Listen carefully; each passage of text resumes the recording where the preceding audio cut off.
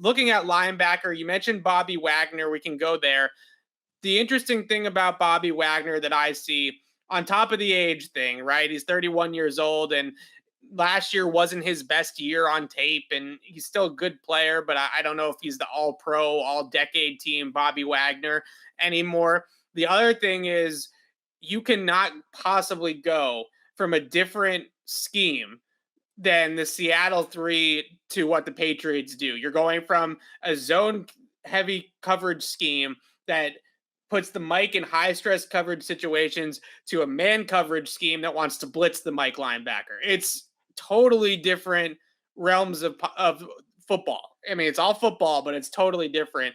So on top from his age to the fact that I think there would be a pretty steep adjustment for him scheme wise, I'm not huge going in on Bobby Wagner. He's also his own agent, which I find really interesting in all these types of things, like how that is going to end up working itself out. But when I look at the suitors for a guy like Bobby Wagner, I think a Dallas with Dan Quinn. I think a San Francisco who basically emulates the Seattle 3. He's probably going to want to go play for a team that has more a possibility to contend than like the New York Jets, but maybe Robert Saleh calls him and says, well, we're going to put you in the mic here. I just don't necessarily see at this stage of his career Bobby Wagner wanting to go and learn an entire new system and an entire new playbook. So the one thing I would say to that, and you speculated this, I actually don't think this is what they're going to do, but enough people have speculated it that I'm taking it seriously. With J.C. Jackson leaving, the odds of them becoming a zone team. And what if this defense, it's not going to be exactly what Seattle is, right? But what if this defense looks more like the Seattle zone defense in 2022 than it has in the past? And then you bring in a guy where a lot of your players aren't going to have experience in that system. You bring in a guy who helped grow that system and help make that system what it is, right? So that if they sign Bobby Wagner, that tells me that. Get ready for zone football. I'm trying to catch up with my mic here. Get ready for zone football in 2022. Man, I don't necessarily disagree with some of that that's out there about them going to more zone, and I don't believe it, but enough people have said it that I think we need to consider it an option. That kind of stuff. I get it. You know, I think that there are some things to be said for the fact that you're going to go up against these Josh Allen type quarterbacks and having eyes on the QB and probably flooding. You look at what Cincinnati did during their playoff run, which was really drop 8, drop 7 in zone coverage and being able to blur the lines for the quarterbacks, right? And make it more difficult for the quarterbacks to decipher.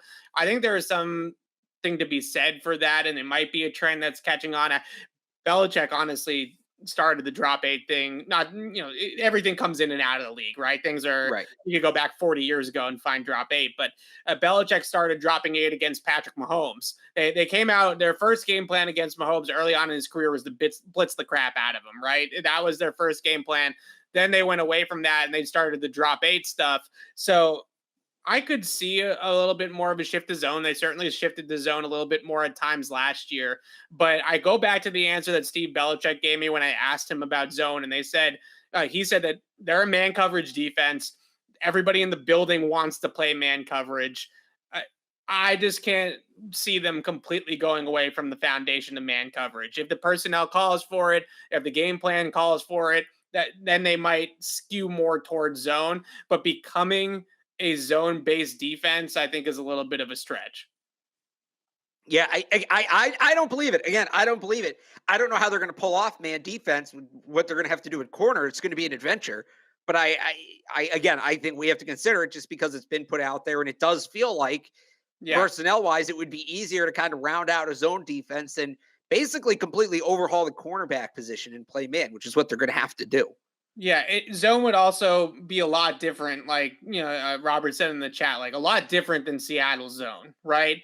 They play man match zones, right? But if you're redesigning the defense, like in the context of Wagner, you could, if you're redesigning the defense anyway, you could carve out a role for Wagner that he's familiar with. Fair enough. I mean, they're not going to be playing Mabel, is my point, right? They're not going to be playing straight cover 3 or cloud or anything like that. They're going to be playing maybe some straight cover 2 and some straight 3 on early downs, but for the most part, it's going to be match. And that's essentially man on the outside. Like there's some differences, obviously, but it's mainly man coverage on the outside, especially when it's vertical routes on the outside for receivers. You're going to get a lot of man coverage, anyways.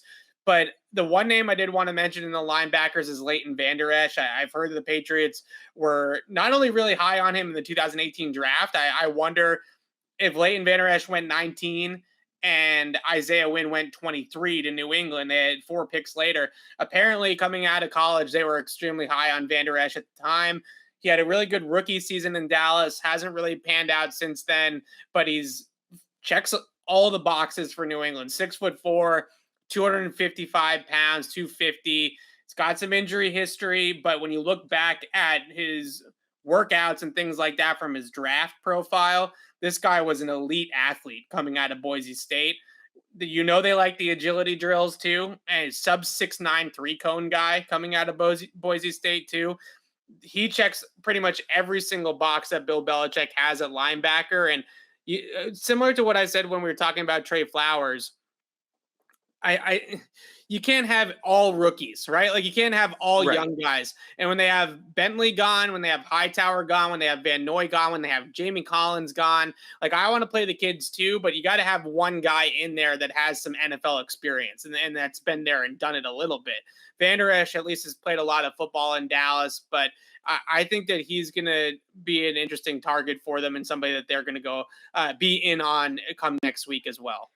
Yeah, I just don't know. 54 games in 4 years. He has the injury history. I know I get your point about like you need some veterans, but do you pay him? And he's going to get some serious money. Do you pay him what it's going to take to get him, or do you draft Leo Chenal in the 3rd round? Right? Why not both? Like that's my whole thing. Guess. Is I don't think that they're going to have to pay him through the nose. I think it'd be like a $8 million per year type of contract, maybe even less. He's the classic. You think that's what his market's going to be? Yeah. Oh yeah. I mean, then yeah, I could get in on it.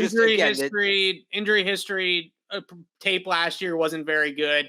I think the biggest thing though, when you look at it with a guy like Vander Esch, is how many times have we seen Bill Belichick do the failed 1st round pick at his first stop? We're going to fix him, right? We're going to bring him here, put him in his right role, and he's going to be a player for us. I'm not saying that Leighton Vander Esch is going to turn into like this year's Stephon Gilmore or anything crazy like that, but he is definitely a better fit for what the Patriots do than what Dan Quinn does with his. We're just talking about the Seattle 3. Yeah.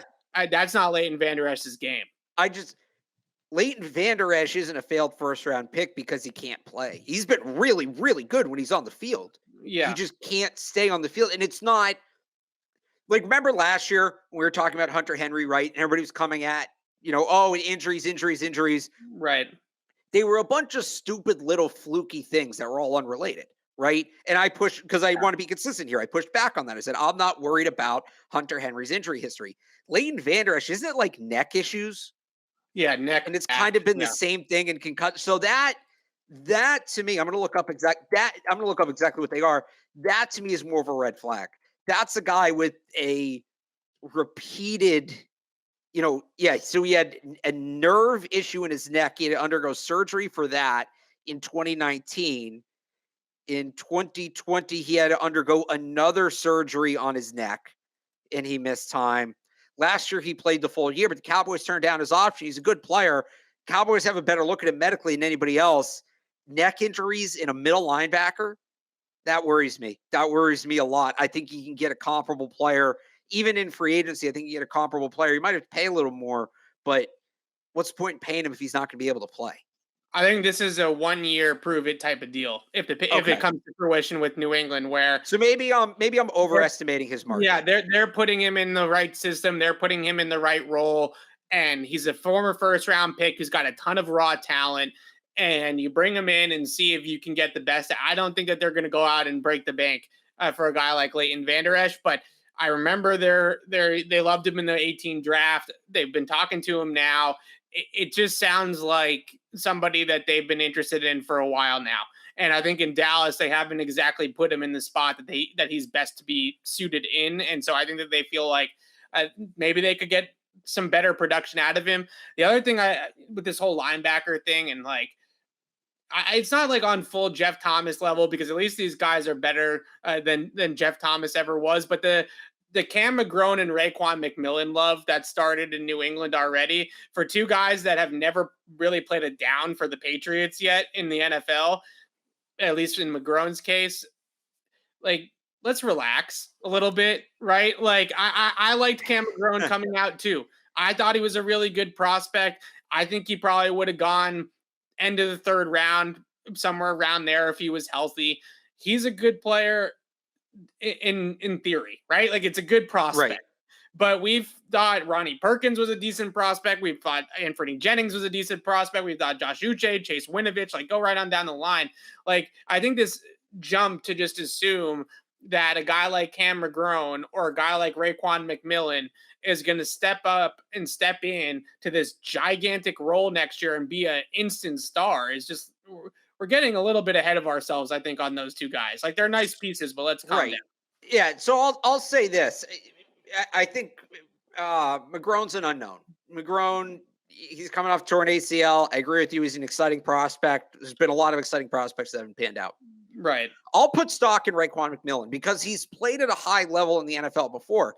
I don't think he's coming in 1-for-1 swap with Dont'a Hightower, right? Or with Juwan Bentley. I think he can be a part of the equation. I think if you go into it and your three inside linebackers will just, because we've been talking about these names, right?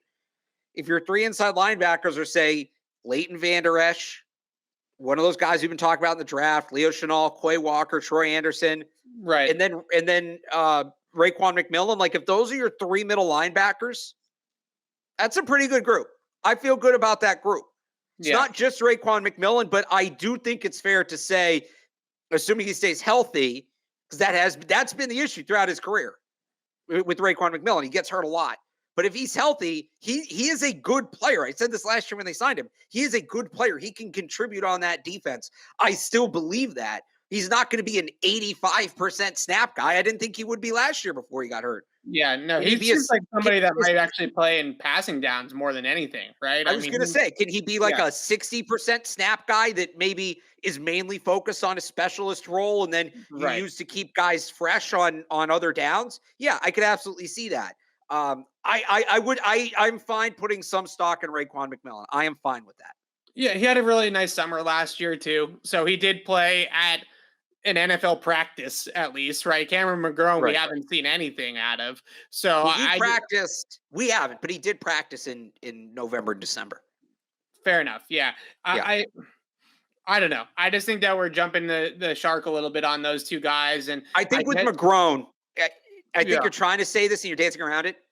Even if McGrone is a good player, a lot of these guys, they tear their ACL. They're not fully back to form until their second year back, right? That first year back is kind of a feeling out process. So even if McGrone is a guy, even if he is a part of it, even if you think, hey, they picked him and they got a steal and I loved him as a prospect and he's a player, I still think you need to temper your expectations for 2022. If we want to get super high on Cam McGrone for 2023, like if he comes out and he looks decent, the comp I would give you, actually, I'm going to cross sports here momentarily, or just for a second here. Garrett Whitlock with the Red Sox, right? And baseball's back, yeah. Garrett Whitlock underwent Tommy John. The Red Sox drafted him in the Rule 5 because the Yankees didn't want to deal with his rehab. Last year, he pitched in the bullpen. Nobody knew what to expect. He was a very hyped prospect, but really nobody knew what to expect. He was really good in the bullpen, and now it's, okay, well, now we're all in. Now I'm all in on him in the starting rotation because he looked really good. He didn't start last year because, it's like a 2-year recovery process. His arm wasn't fully back. They wanted to limit his innings. That's how I am with Cameron McGrone. Let me see what he can do in a limited role this year. If he shows enough, I'm all for getting super hyped about Cameron McGrone in 2023. We need to see him on the field in 2022 first, just to get a base reading of where he's at. Yeah, I mean, look, the odds that group, right? Ronnie Perkins, Josh Bledsoe, Cam McGrone, some of these guys that have redshirted in recent years, the odds that those guys all are bad or whatever you want to, all bust or whatever you want to call, is not incredibly high. Like, it feels like they probably will get a player out of one of those guys, right? At least. So I can understand the optimism. I think that there is this notion that all they should do is play the kids and see what comes of it. And Cameron Grome practiced at the end of last year. He's going to obviously practice in camp, and he's healthy. He's ready to go and practice over the spring and over the summer, and we'll see. But there's a reason behind the scenes, and it goes beyond just Kyle Van Noy and having guys that were here that were veterans. There is a reason. If Ronnie Perkins was as good as Christian Barmore was, he would have been on the field. Right? Like, there's a reason that those guys weren't on the field. Like, Christian Barmore pushed older players right aside and said, I'm here, like, I'm a star, I'm playing, right? And if Ronnie, not saying that Ronnie Perkins, like, not to crap all over him, but if behind the scenes at practice Ronnie Perkins was lighting it up and was unblockable, they're not going to keep him off the field just because he's young. Like, they didn't do that with Ramondre. They didn't do that with Barmore. They did it with Damian Harris.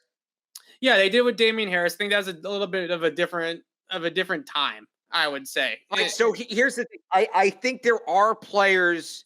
You're not entirely wrong, but I think there are players that we talk about floor and ceiling, right? That the floor ceiling gap is so high, and whether it's to work on technique, whether it's to simply build up an NFL body, get in the weight room. I think there are guys that can change their player profile in 1 year in an NFL system. Like Ronnie Perkins, I think, is a guy like that. Okay. Yeah. You mentioned some other guys there. They sat Chase Winovich. They sat Josh Uche. Right. Like those guys, I think there were better veterans ahead of them. They couldn't earn the playing time. I do think there are some guys that really change their profile in a year. Fair enough. It's just a matter of like I put Perkins in that category. I'm expecting a big year from Ronnie Perkins this year. It's about sorting out which guy is which. I would sort it like that. And then not every rookie is going to be Christian Barmore. Christian Barmore was a freaking stud. Thanks for watching our content of the 6-time Super Bowl champion New England Patriots. Please subscribe to my podcast, Patriots Beat, on our YouTube channel, Patriots Press Pass, or wherever you get your podcasts for a lot more exclusive content right here on the CLNS Media Network.